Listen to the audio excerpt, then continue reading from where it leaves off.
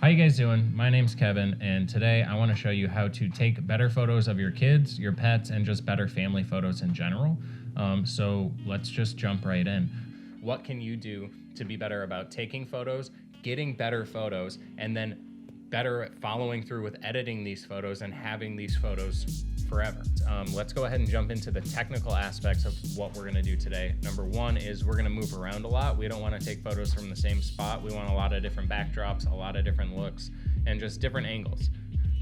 Angles, speaking of that, tip number two is shoot at eye level as much as possible. You wanna get down to the level of wherever your subject is. If it's your dog or your cat, you want to try and be at eye level because you're going to preserve the horizon behind them in the photo. You want that horizon to see the world and kind of create a story by really making them the focal point. The third tip, and this is just in general, shoot a bunch.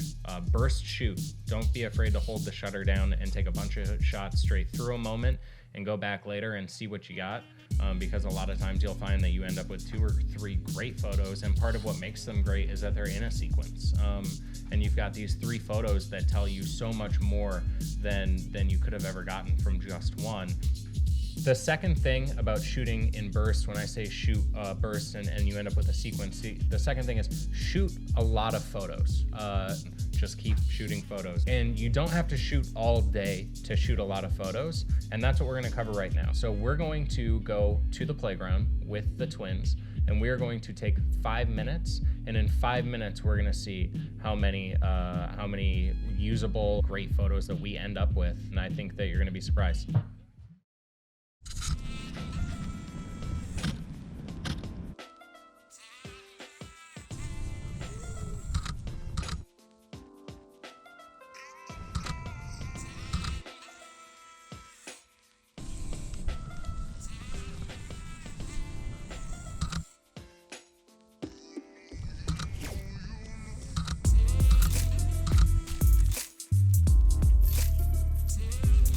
What are you doing?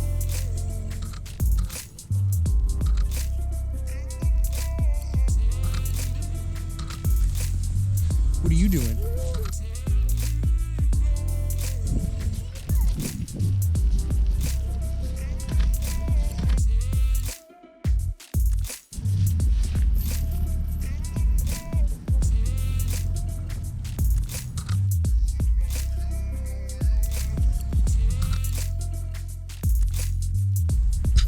Brady.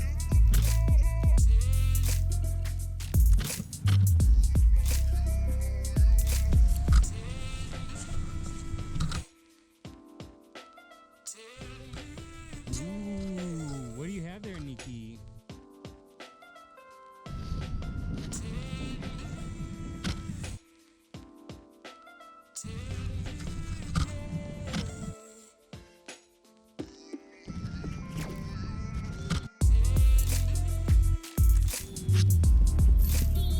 Yeah.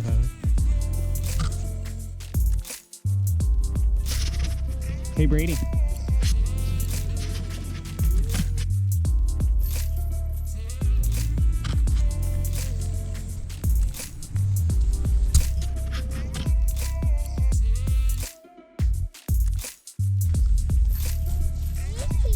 Yeah, what you got there?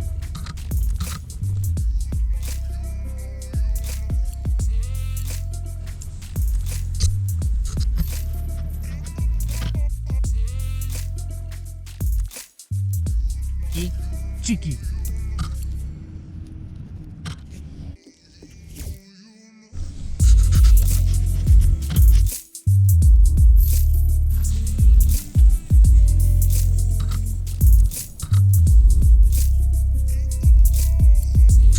Oh, did you see a trash truck? Ooh.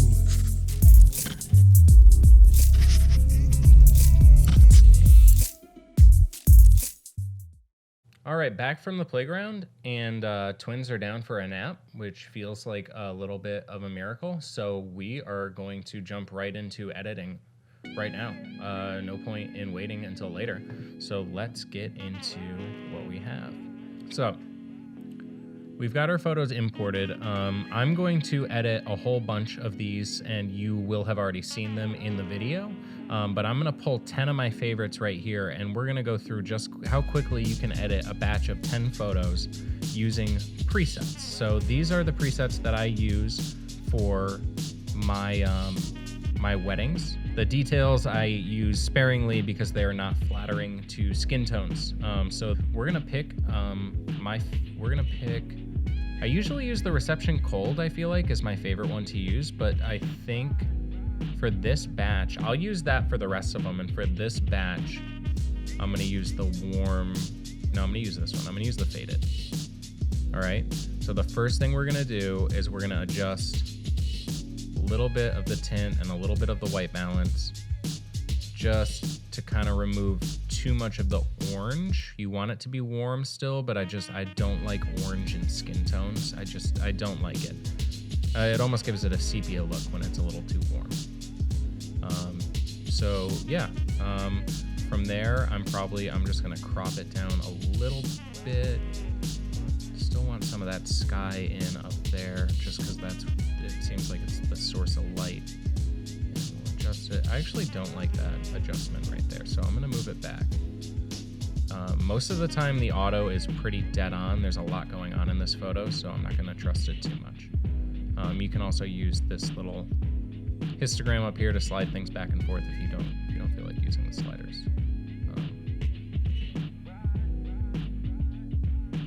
Yeah, I think that looks pretty good.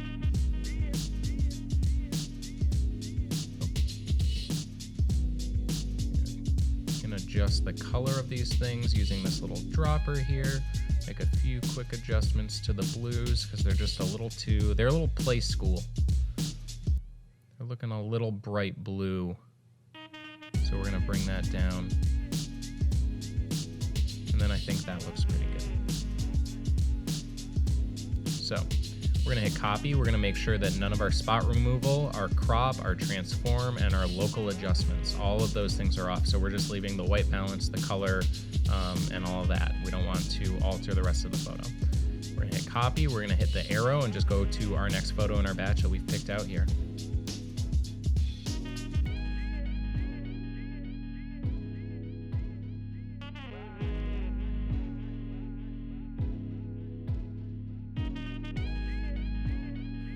With this, we can kind of hit paste. We'll probably need to adjust our tint and our white balance a little bit, but I like the look of this a lot already. Yeah, I like the look of this a lot. Yeah. Let's move on. All right. A lot of times I like to get things cropped before I hit my preset. I think it's a nice little treat. When you have a good preset that you've created, when it's working well, when you can just kind of hit paste and then just see the work right there. Yep, that looks good too.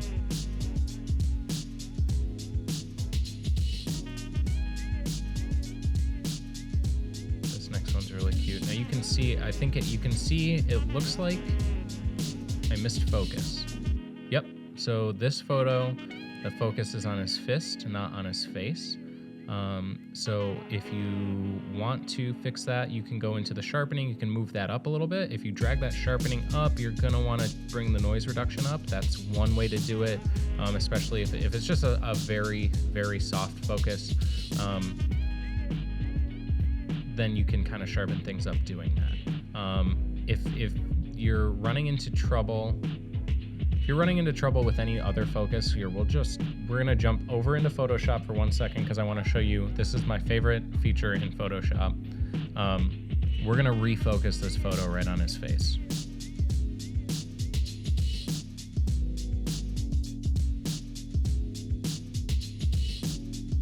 So I like to bring the brightness and the contrast up anytime I'm in Photoshop just a little bit because I think it looks very nice. No reason other than that.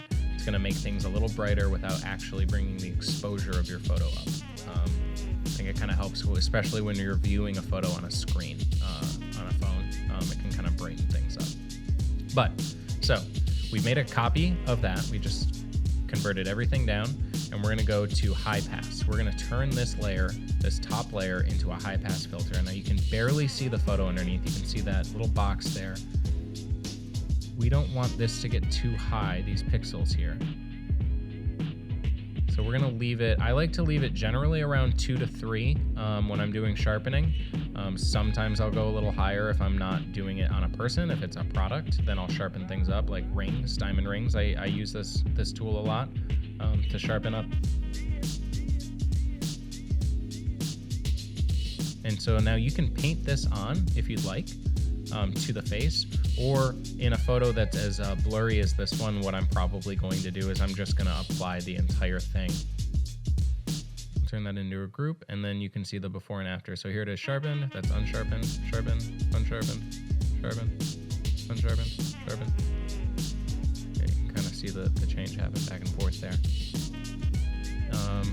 Yeah, if you want to go crazy with it, you could add another layer and blur out his hands, or you can just go ahead and hit Control S and save it and watch it import directly back into your Lightroom catalog all on its own. You had to do nothing for that to happen. And that's it. And we can move on. Hit paste. Now you can see the light has started to change a little bit here. Got a little overcast while we were out there. But I think that these all look very nice. We're gonna crop that trash out of the bottom of the photo. Always great when you can work around the garbage that you didn't see because you were busy taking photos of your kid and not noticing that there was trash. We'll leave some of it in. Here's what we'll do. We'll leave some of it in. I like that photo there, and then we're just gonna use the spot remover. We're gonna come right down to the bottom, and we're just gonna take that garbage out, and we're gonna replace it with something from right here. Something from right there. That looks good. I think that looks good. I love these photos right here. These are some of my favorite.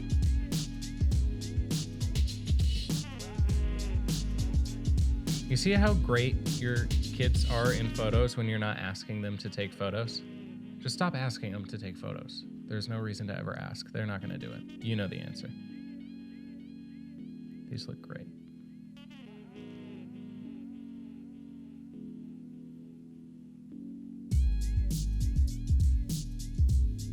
If you're finding that their skin on their cheeks, especially on the high points of the cheeks, you see can get a little blown out, a little overexposed at times. That's real common. That's the hardest part is properly exposing the whole face. And so you can bring the highlights down quite a bit, especially if you're shooting in RAW. Please shoot in RAW. If you have the ability to shoot in RAW, don't ever shoot in JPEG. There's no reason. Yeah, with this one, we're gonna do a spot room or a radial adjustment right here and just brighten it up a little bit.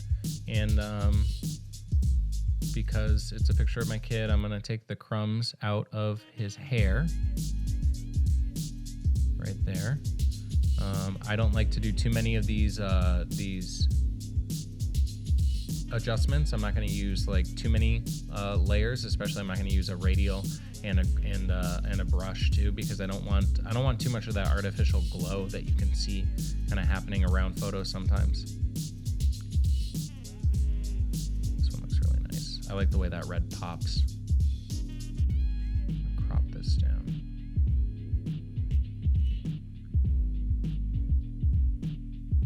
Move that over. Yeah, that's done.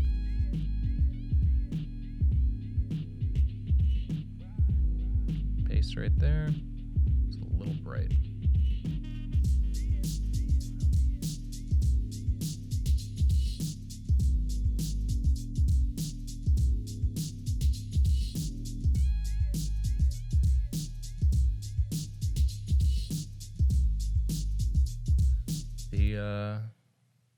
There's the batch right there. So that's not too long, huh? Took us about 10 minutes of time, and that a lot of that was because I was talking and I felt the need to use Photoshop in the middle of it, because that's what I do. But for a 5-minute shoot and for 10 minutes of editing these, I'm gonna edit the rest that you're gonna see in the video tonight. And I will be honest when I make this whole thing to tell you how long it took me to edit the however many photos I end up editing. Again, I'm not sure how many we got from just a second ago, but when we take a look at them, I'll let you know. And it shouldn't be too long. I'm sure I did not spend an hour today taking photos and editing photos of my kids, but I'm gonna end up probably with somewhere between, my guess is 20 to 30 good photos of my kids.